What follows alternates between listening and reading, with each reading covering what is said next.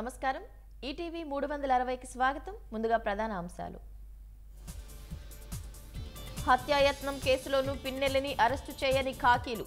high court తీర్పు స్పష్టంగా ఉన్నా కావాలనే వెనుకడుగు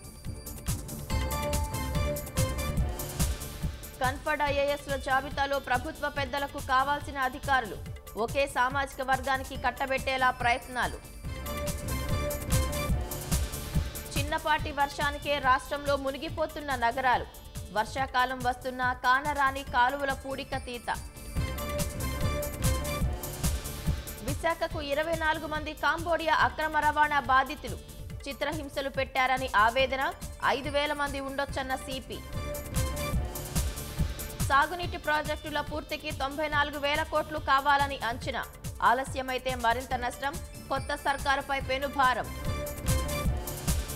నగరం పెరిగిన విస్తరణకు నోచుకొని నెల్లూరు రహదారులు ట్రాఫిక్ చిక్కులతో ప్రయాణికుల నరకయాతన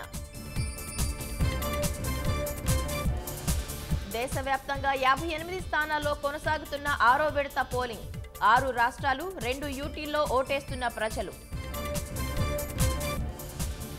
రాజస్థాన్ పై గెలుపుతో మూడోసారి ఐపీఎల్ ఫైనల్లోకి ఎస్ఆర్హెచ్ ఆదివారం చెన్నైలో కోల్కతాతో అమీతుమి